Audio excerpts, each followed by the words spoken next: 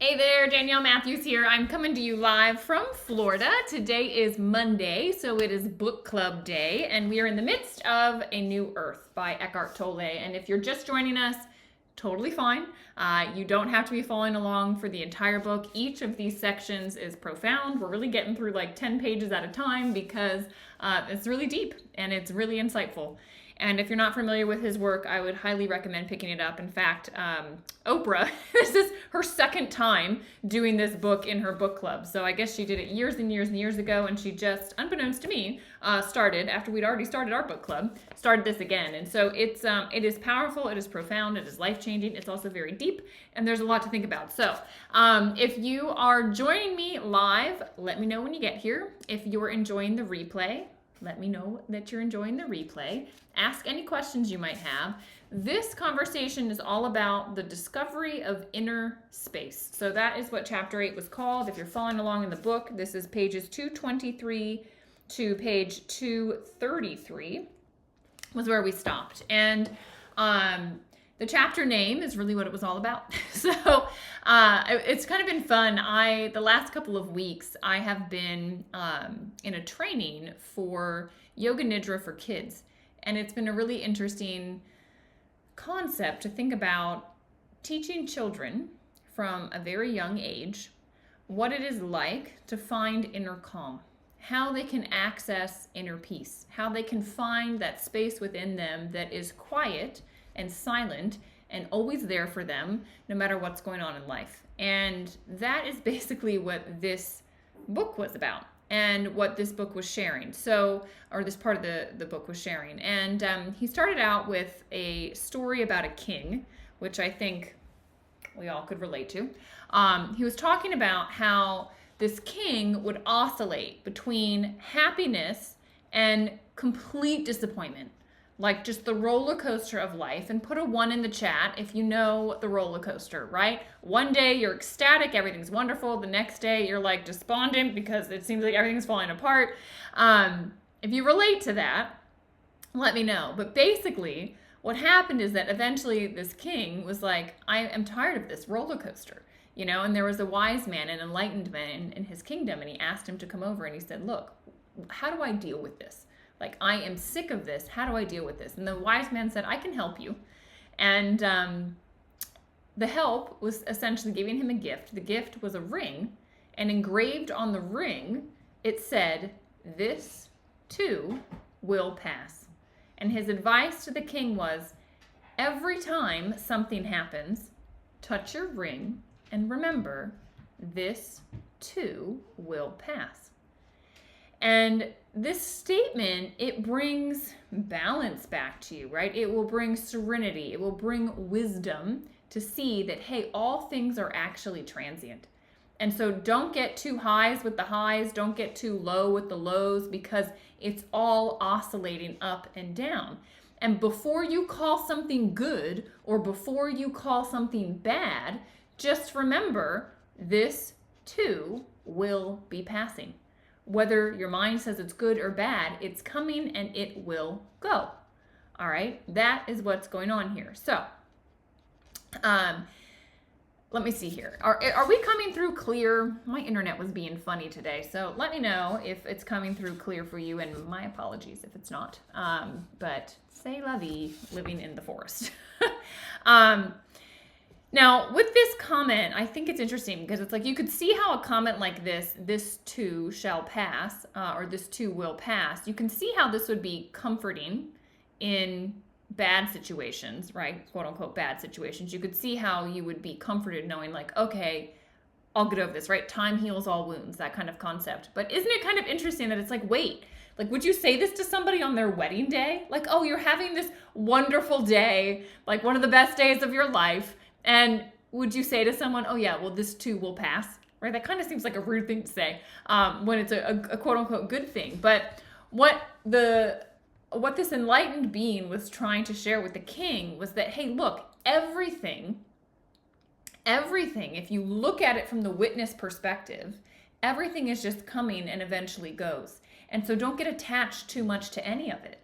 And it's a very superficial understanding to say, this is good, this is bad, let go of it, it's just going to pass. What he was saying was, look, and sort of through the whole book, he's been building up to this. So remember the Zen master that was accused of getting that young girl pregnant? And he just kept saying, oh, is that so? Is that so? And he didn't take any of it personally. That was to teach non-resistance to what's present. And then we talked about, I shared a different story than the one in the book, but basically the situation where all these things kept unfolding. And like the guy they found horses, and the horse bucked his son off. He broke his leg, but then because his leg was broken, he didn't have to go to war. And his neighbors kept saying, oh, this is great fortune. Oh, this is bad fortune. And he was just like, yeah, maybe. And that's no judgment. So that's teaching you, look, don't resist what's coming into your life. Also, don't judge what's coming into your life, because you just don't know. And this final piece is, this too will pass. This is to teach non-attachment. It's to teach you that, look, to live in an enlightened way, to be truly free, you need to not resist what comes in, you need to not judge what comes in, and you need to not be attached to what comes into your life. You need to witness it in the present moment for what it is, completely accept it, don't decide if it's good or bad because you don't know the big picture, and don't get attached to it because it's eventually going to go. That's what they're saying. That's truly the best way to live in an enlightened way. And when you have this deeper understanding, you will see the fleetingness of all things, that all things truly do come and go. And if you can be the space in which it's all happening, that's the steady center. So think about, probably the best analogy is the sky and weather, right? The sky is always there. It is the backdrop behind every storm, every tornado, every hurricane, every blizzard, every rainbow, every cloud, every drop of water, everything. So what they're saying is, look, no matter what weather moves into the sky is non-judgmental. The sky doesn't say, hey, I like, birds better than I like tornadoes. It just allows whatever is going to be there, right? It has no judgment. It doesn't resist. The sky doesn't say, no, get out of here, rain. No, get out of here. I don't want you today. It doesn't resist. It says, oh, rain's here, and it lets it rain, right? It's not attached. It doesn't say, oh, sunshine, you need to stay forever, right? That would be ridiculous. The sky is omnipresent. The sky is just there. And it allows for everything to come into it and for everything to go.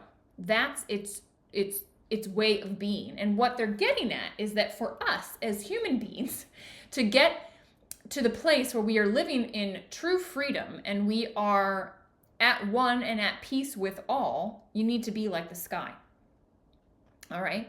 And the other analogy, we've talked about this on here a lot, is about like the container versus the contents. It's like if you're obsessed with what's in the container, you're going to forget that you're the one holding it all, right? You're the witness. You're the container. All the things are moving in and out of your life. Stop getting attached to them. But we get attached.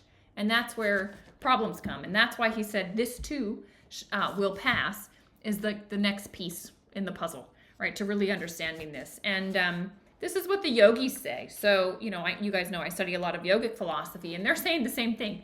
The single truth that, if known, that solves everything is to realize that you are more than your thoughts. You are more than the things coming in and out of your life. And once you realize this, you can disidentify from them. You can create space. This is the non-attachment that he's talking about. On page 220, was it 226 or 225? What did I have here? Oh, yeah.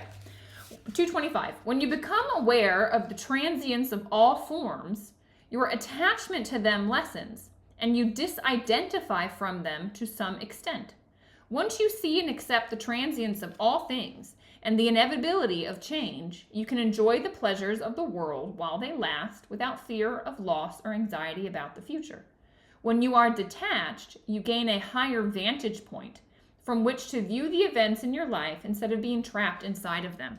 It's like you're watching the weather pattern come in versus being all consumed by the storm. Okay? And it's not that you're careless. You're just caring a little less. You're realizing there's a different perspective here.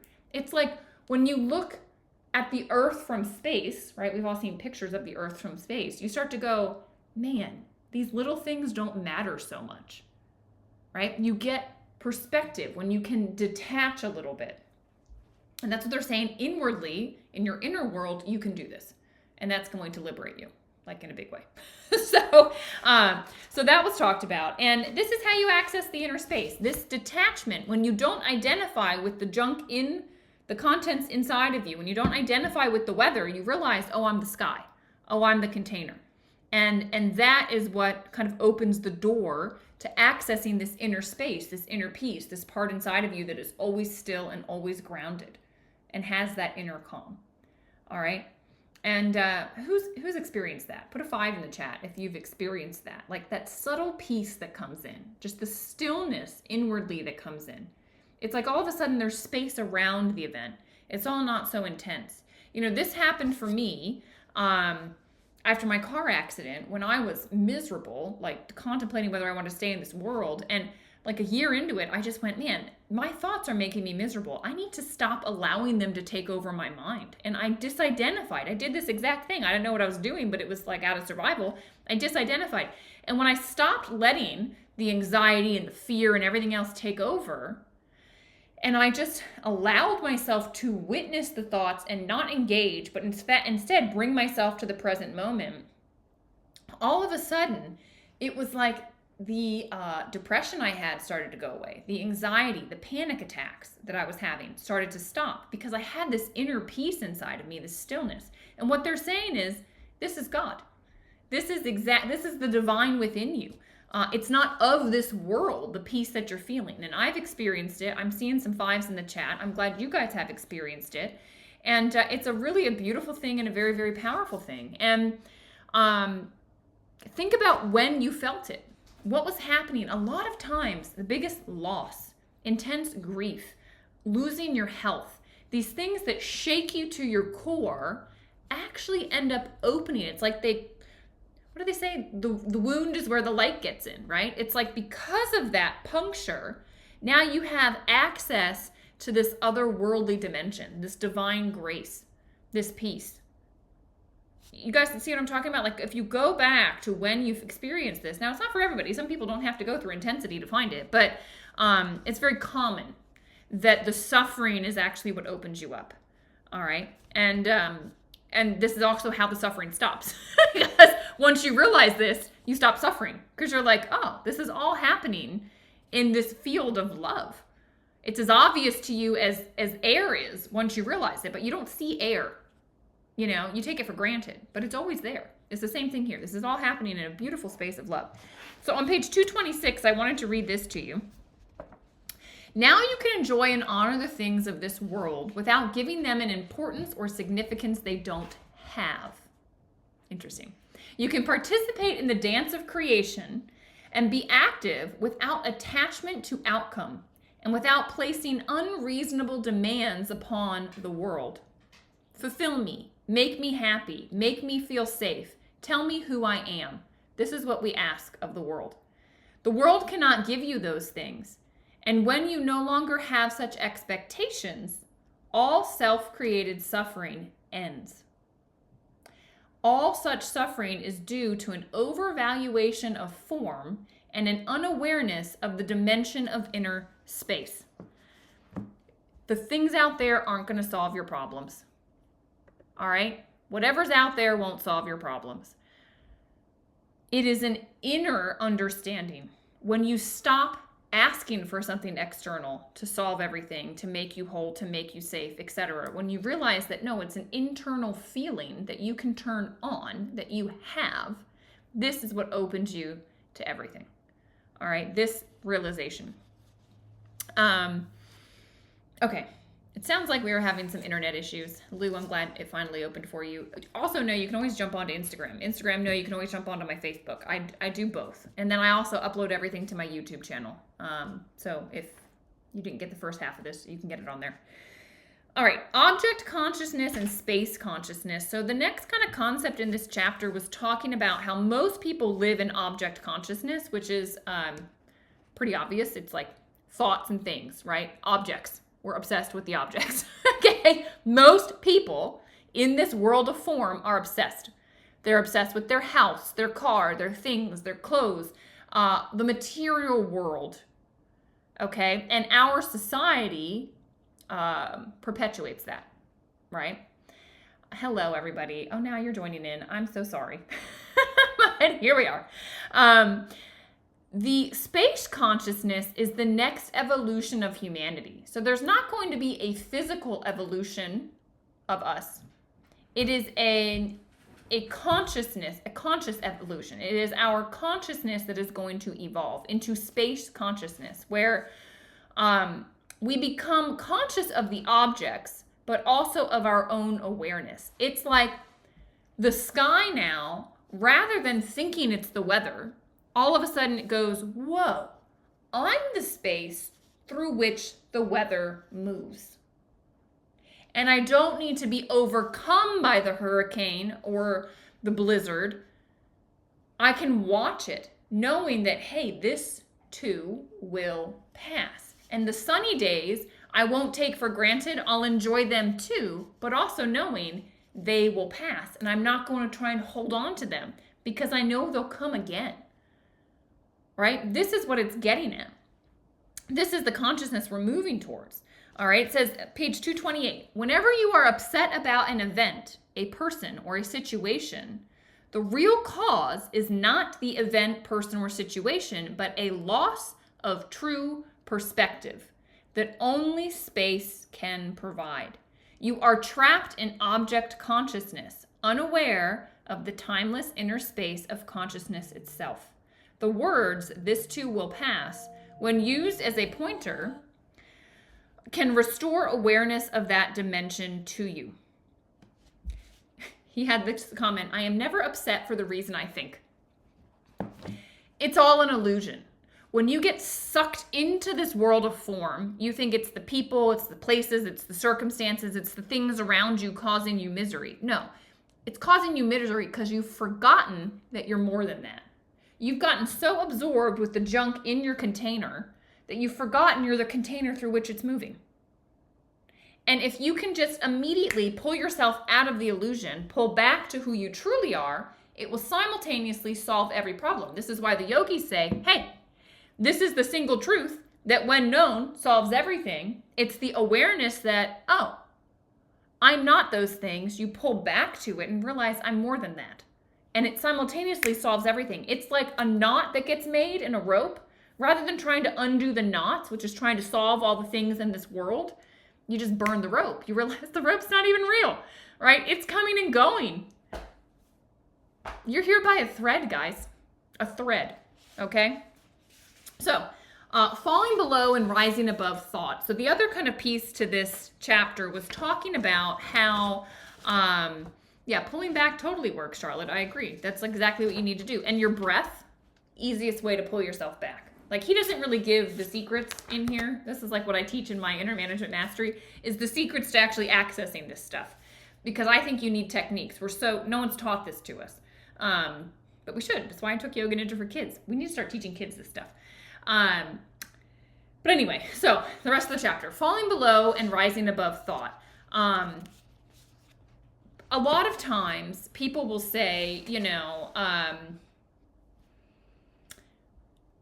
I watch TV to escape or to numb out, or you might notice that you turn on the TV when you're overwhelmed by things, or you just turn on music, or you have a glass of wine, or you smoke pot, or you do some other drugs, right? People have these vices, and they'll say, well, I do them because it helps me to forget. It helps quiet the mental chatter.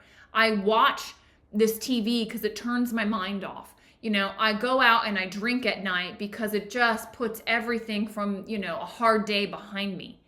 And it's true that when you use drugs and alcohol to reach this state, that it is quieting the mind. But what's happening is you are going below thought. So what's happening is you are actually going into unconsciousness. You're moving below thought. So yeah, the thought forms stop, but you're moving in an unconscious way, okay? And that's a high price to pay. As he says on page 229, there's a high price to pay for this. It's unconsciousness. Instead of rising above thought, you've fallen below it, all right? Space consciousness has little to do with being spaced out. like drugs and alcohol. Yeah, hiking is a great way to calm this in a natural way because you're resetting to nature, to the divine frequency. Both states go beyond thought. This they have in common. The fundamental difference, however, is that in the former, you rise above thought, and in the latter, you fall below it. One is the next step in evolution of human consciousness, and the other is a regression to a stage we left behind eons ago. So you don't want to go backwards, okay? We want to go forwards. And, you know, you've experienced this, right? You've experienced going below and becoming unconscious, right? We've all probably done it. And you've also hopefully experienced going above through meditation, through hiking, through getting so just in the moment with whatever you were doing. Maybe it was playing with a grandchild or, you know, your own kids or whatever it might be. It can pull you into the moment so heavily that now you're in full presence and you've risen above thought. Your thoughts were quiet because you were in flow. All right, that's what happens. So,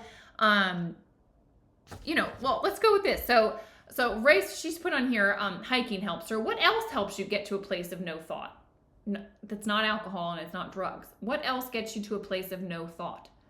For me, I don't know if you guys can see it. It's over there in the corner. The harmonium. It's like an instrument that you play and it makes such a beautiful sound. And to me, it's very quieting. It like stills my mind. So for me, that's a really good way to get into a place of no thought. Breathing techniques, yoga nidra, guided meditation,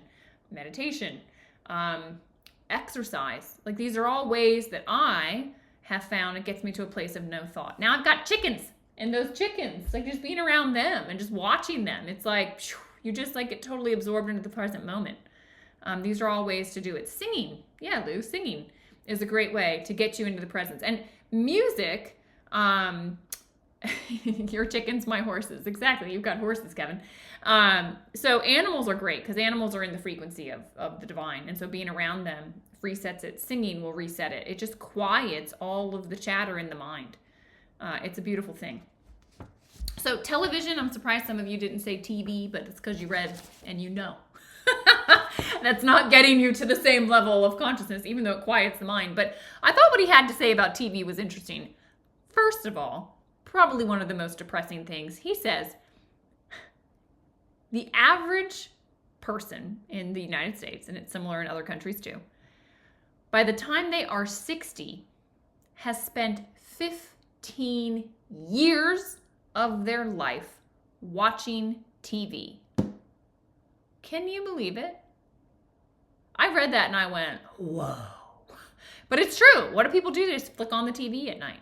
Turn on, turn it on. Oh, you know, and now they've got all these programs. People are binge watching. Like, those are years of your life gone.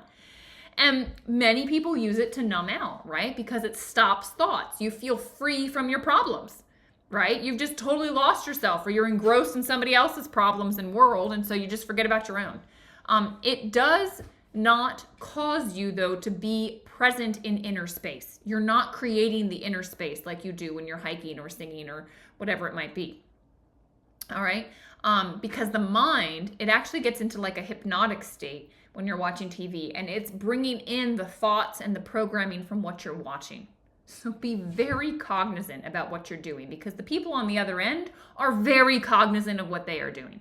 This is why politicians love TV. This is why marketing agencies love TV, because they know you're in a suggestive state, and they suggest right away, and all of a sudden you're getting brainwashed and you don't even know it.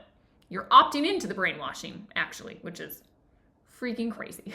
So, but that's the world we live in. So you want to be aware. He says, you know, if you're gonna watch TV, there's ways you can do it where sometimes it's meaningful. Like sometimes there is good programming that will wake you up, will help with your spiritual development, right? Or that can stimulate you to think or resonate on a different level. He even said comedy is like one of the best things, first of all, because it makes us laugh.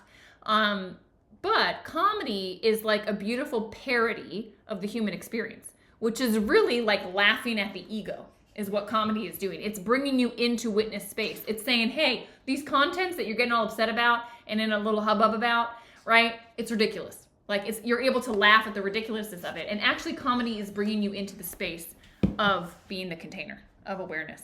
You know, it's fabulous. I think, what was it, page 232, he talks about it. They teach us not to take anything too seriously, to approach life in a lighthearted way, and above all, they teach by making us laugh. Laughter is extraordinarily liberating as well as healing. Most of television, however, is as yet controlled by people who are totally controlled by their egos, and that's why you want to be careful. And so the TV's hidden agenda becomes control over you by putting you to sleep, that is to say, making you unconscious. So just be aware. I'm glad you don't have a TV. I didn't have a TV for a long time. Now we do, and I don't particularly like it. So the last thing I'll just kind of end with, bottom of page 232, the other thing to just be aware of, a short attention span. So what he was talking about is that if you're going to watch TV, make sure you're not watching things that have rapid change in imagery or noise, because it shifts your attention span. And so this is why, like, TikTok and these reels, it's tough because it's making kids, specifically, their attention span really short, because it's like every 2 seconds you need a new scene, a new something, or people get bored. All right, and they click away. This is a problem. He says, because a short attention span makes your perceptions and relationships shallow and unsatisfying. Whatever you do, whatever action you perform in that state, lacks quality because quality requires attention. And I think it's really interesting. You know, they talk about a lot that the mental health of our youth is not good. There is a lot of mental health issues. And I read that and I went, that makes sense, because their brains are developing. And this goes for not youth, also it goes for all of us.